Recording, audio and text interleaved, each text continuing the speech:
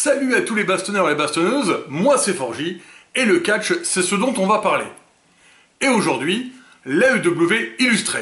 C'est le récap illustré de All Out, une longue vidéo pour vivre pleinement l'événement qui aurait mérité d'arriver une semaine ou deux de plus après All In, pour qu'on en profite pleinement. Mais les matchs sont au rendez-vous, pas de déception à ce niveau-là. Bonjour à tous, c'est Ticket, le boss, et j'ai une super annonce à vous faire aujourd'hui. Aujourd'hui, Chicago, All Out, ouais! Et on va avoir des super combats. On va avoir Bryan Danielson, oui, même s'il a plus de bras, c'est pas grave. Jon Moxley. On va avoir aussi le Bullet Club Gold. On va avoir The Elite. On va avoir tout ce que vous voulez.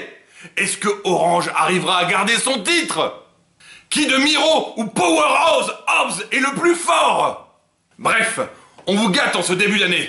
Et oui, bien sûr, je vous vois déjà. CM Punk, CM Punk, CM Punk. Oui, forcément. On est à Chicago, on peut pas l'oublier. Il a beaucoup donné pour nous. Mais voilà, il y a un moment donné, la sécurité du public, la sécurité des gens derrière les coulisses, la sécurité des catcheurs était en jeu. Alors, on gardera les bons souvenirs et on passe à autre chose. Et on a vraiment plein de choses à vous proposer. Alors vous inquiétez pas, vous allez pas être déçus. Oui, je sais, vous êtes encore dans l'émotion de All In. Moi aussi. D'ailleurs, tout le monde l'est encore et c'est pour ça. On a de l'intensité pour vous. Donc All Out, ça va être extraordinaire. Allez, on boude pas son plaisir et on y va, on se lance. Et pour tout ça, on dit merci à qui? À Ticket, bien sûr. Better Than You Baby, Adam Cole Baby et MJF contre le Dark Order. All In était l'équilibre parfait. Bien sûr, faut toujours qu'ils en fassent trop, et ça fonctionne à balle. Mais pour combien de temps? Parce que là, c'est le show MJF. Il fait tous ses visages, kangourou kick, babyface, puis doigt dans les yeux. Parce que là, c'était le show MJF. Il fait tous ses visages, kangourou kick, un peu de babyface avant de faire les doigts dans les yeux. Double corde à linge, c'est son show. Au milieu, Adam Cole Baby a un bon combat avec le Dark Order pendant que MJF est absent pour blessure. Puis il revient, reprend le contrôle du match, s'occupe seul de ses adversaires et victoire fun, mais l'équilibre devient compliqué. Faut qu'il repasse un peu en solo. Et justement, il se fait pousser l'air de rien pendant l'entrée de Samoa Joe, référence au passage de MJF à WWE NXT. Mais cette fois-ci, il se laisse pas faire et vient faire la bagarre sur le ring avant d'être écarté. Voilà un bon début de rivalité. Samoa Joe contre Shane Taylor. Je suis pas un grand fan de Shane, mais il est efficace et bourrin.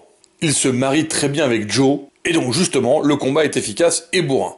C'est un régal de voir Samoa Joe en action. Faut en profiter pendant qu'il est mis en avant. Et faut être honnête, les deux ont une sacrée alchimie sur le ring. Ah ça se cartonne sévère et dru, c'est le moins qu'on puisse dire. Bref, tout ce qu'on peut attendre de ce match. Après, il n'y a pas des milliards de choses à en dire, hein. Ça s'est tapé dessus, ça s'est bastonné, ça s'est castagné. Belle victoire de Samoa sur une coquine à clutch. Darby Allin contre Luchasaurus. Le combat de la volonté contre la puissance. Darby veut redonner de l'impact au titre TNT. C'est son titre, il veut le brandir une nouvelle fois. Luchasaurus est un destructeur. Christian lui a demandé de la destruction, il s'accomplit. Pour empêcher un concerto de Christian sur Nick Wayne, Darby laisse une ouverture à Monstrosaur, qui en profite. Deux pile driver et destruction pour la victoire. C'est un bon match, bien équilibré, avec ce qu'il faut d'intervention bien sûr dans ce genre de match, et un Darby toujours aussi casse-cou, risque tout, complètement taré dans sa tête, et qui offre un spectacle de folie. Et Luchasaurus, eh bien, c'est un putain de dinosaure. Powerhouse Hobbs contre Miro. Et ben voilà, c'est comme ça que l'on book des big men. Et puis là, on n'a pas été déçus. Quel match! Niveau intensité, c'était ouf. Ils ont pris le temps de le construire à collision. Les deux colosses font jeu égal. Meilleur match pour le moment.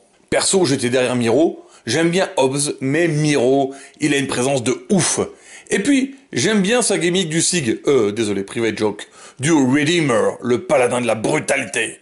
Et niveau explosivité et impact, on a été gâtés. Le combat de Samoa Joe était déjà bien cool. Mais là, on a encore monté d'un cran, voire de 2 crans. Plein de presque tombés absolument époustouflants, des sauts de dingue de la part de Miro, des comebacks au dernier moment, génial. Miro finit par faire abandonner Hobbs, joli moment poignée de main avant coup dans le dos d'Hobbs. Le save vient de CJ, ou Lana, la femme de Miro. Mais le Redeemer l'a dit. Il a abandonné ses péchés, sa femme, tout ce qu'il retenait. Et donc il s'en va, la laissant là, à gare. Parfait tout ça, ça promet. Alors, vous en pensez quoi vous? L'AEW s'est rattrapé sur les Big Men ou quoi? Dites-moi ça en commentaire et abonnez-vous. Chris Statlander contre Rubisso. J'ai pas réussi vraiment à me mettre dans ce match. Chris est très puissante et fait de belles démonstrations de force. Rubisso fait de superbes contres et arrive à enchaîner ses prises à une cadence folle. Mais il manquait quelque chose. Bon, le match est le décor de la rupture des Outcasts.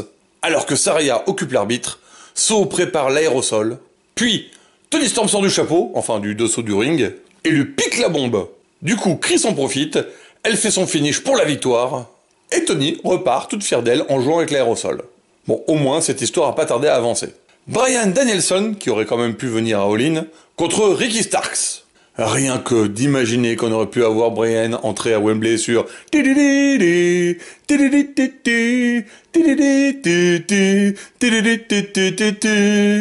The Final Countdown.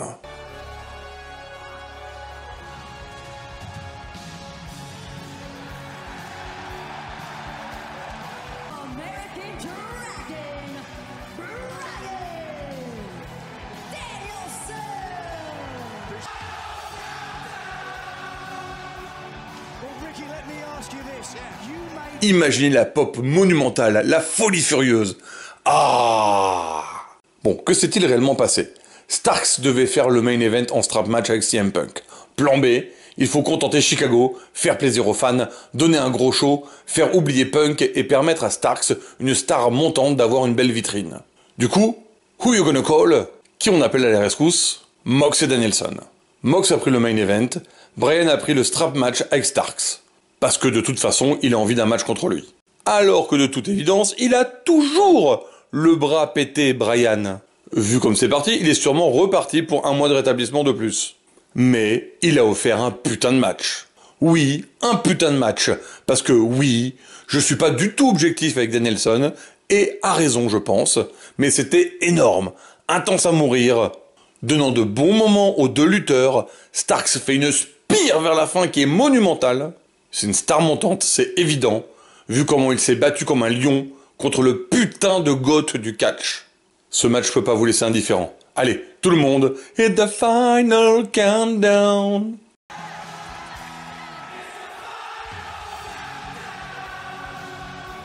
What a return for Bryan Danielson. But what a match by absolute Ricky Starks. And Nigel Katsuyori Shibata et Eddie Kingston contre Claudio Castagnoli et Wheeler Yuta. On a ici un peu une double rivalité. Bien sûr, Casta contre Kingston, elle est évidente, mais aussi Yuta et Shibata autour du titre pur champion que Wheeler a déjà possédé 2 fois.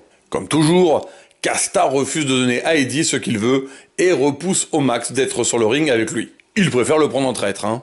Et Eddie est toujours obnubilé par Casta, ce qui lui fait souvent perdre son focus sur le match.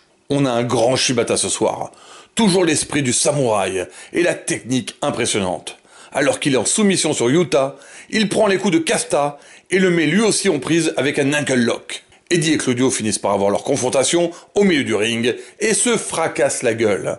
Un presque tombé pour Claudio, un tombé interrompu par Yuta pour Eddie. C'est finalement Casta qui l'emporte en mettant un uppercut à Eddie pendant que Shibata est occupé à endormir Wheeler.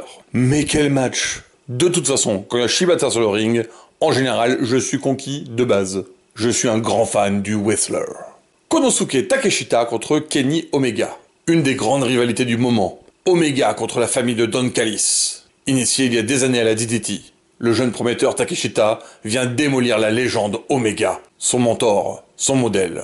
Un match qui ne peut être que intense en émotion et en coups. Et bien sûr, en plus de ce face-à-face épique entre un des goats du catch et une vraie star montante venue du Japon, il y a Don Callis. La fouine qui est là pour donner le plus d'opportunités de faire mal à Kenny. Ces deux lutteurs combinent parfaitement ensemble, se connaissent très bien, ont un style similaire, forgé aux mêmes endroits. Ce petit segment permet de bien s'en rendre compte.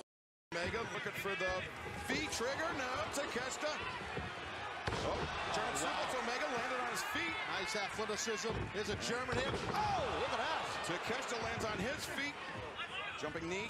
Oh my God! He's not done, boys. Takeshi's not done. Oh! Blocked it with a foot. What a shot by Omega. Man, he's locked in. Swinging on miss by Omega. Cut no! La bataille est épique. On sent l'épuisement sur leur visage. Toujours prêt pour un mauvais coup, Don Callis essaie sa tactique du tournevis, mais ça sera contré. Au final, au bout d'un match captivant, c'est un V-trigger, un bon vieux genou explosé dans la face de Kenny, Japan Style, qui donnera la victoire à Takeshita. Et oui, c'est l'arrivée de la nouvelle garde. Et une phase très compliquée pour l'élite en ce moment.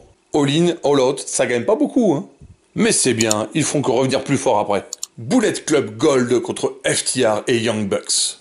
C'est une bonne idée d'associer les Bucks à FTR à Chicago. Les Bucks peuvent faire leur show, et quand le public monte trop en pression contre eux en criant CM Punk, CM Punk, ils font entrer les FTR, les meilleurs potes de Punk, pour que la foule revienne dans leur camp. Très vite ça s'organise et les Bucks vont travailler main dans la main avec les FTR malgré la rivalité. Les Guns et Juice sont très divertissants, et on ne sait jamais à quoi s'attendre de leur part. Il y a une excellente vibe qui ressort de ce 4 contre 4. Le quadruple sharpshooter est un excellent moment du match où toute l'intensité des équipes se montre au grand jour. La tactique du Bullet Club Gold, la meute de loups. Ils isolent, ils distraient l'arbitre et ils défoncent leur proie. Oui, c'est classique heel, mais ils le font vraiment bien. On a plein de petites séquences de folie où le tempo monte d'un coup et les mouvements s'enchaînent, formant une suite logique de coups, de ripostes et de démolitions. Quand c'est fait avec maestria, c'est beau l'opéra.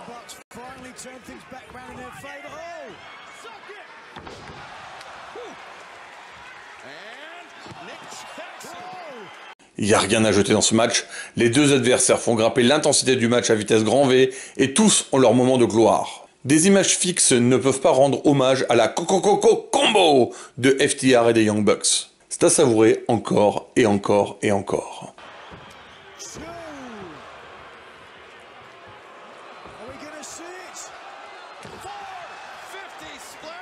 Après plusieurs Shadow Machines, la prise à deux de FTR, réalisée de plusieurs manières et avec plusieurs partenaires, Cash se fait choper dans le Blade Runner du Jay White pour la victoire du Bullet Club Gold. Bon, soyons honnêtes, je pense qu'on est très très loin de voir la fin des rivalités entre les différents catcheurs qui sont réunis ici. Allez, c'est le main event, Jon Moxley contre Orange Cassidy. Bon, Mox a été clair, c'est pas un match pour enfiler des perles. Orange doit se battre à 100%, 200 même, parce qu'il n'y aura pas de quartier. D'ailleurs, Jon se lance direct dans l'éclatage. Pas de raccourci dans ce match, il faut tout donner.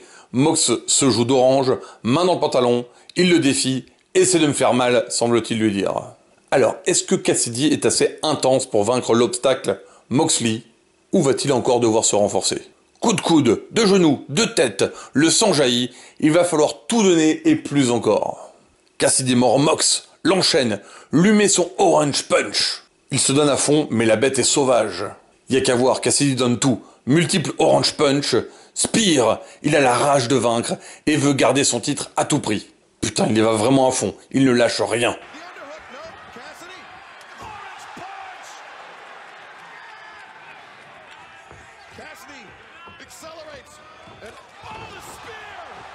Il finit épuisé, fait 2 doigts d'honneur avec ses dernières forces à Mox et se fait écraser. Il a été impérial, grand hommage à rendre à Orange Cassidy. Mais il lui manque encore un petit, très petit quelque chose. Jon remporte le titre international. Et oui, alors que pour l'élite, en ce moment, c'est pas ouf. Pour le BCC, par contre, c'est la folie. Ce soir, ils ont absolument tout remporté. Si vous avez aimé cette vidéo, n'hésitez pas à mettre un pouce bleu, à faire un commentaire, je me ferai un plaisir d'en discuter avec vous, et à vous abonner en cliquant sur le bouton. Et voilà pour le rattrapage des actus AEW. Je vais me consacrer à mes vlogs all-in. J'y tiens. Je verrai si je peux couvrir les shows de la semaine, ou si je fais l'impasse, ou une autre vidéo rapide qui va tout résumer d'un coup. En tout cas, merci à tous les bastonneurs et les bastonneuses, et à très vite.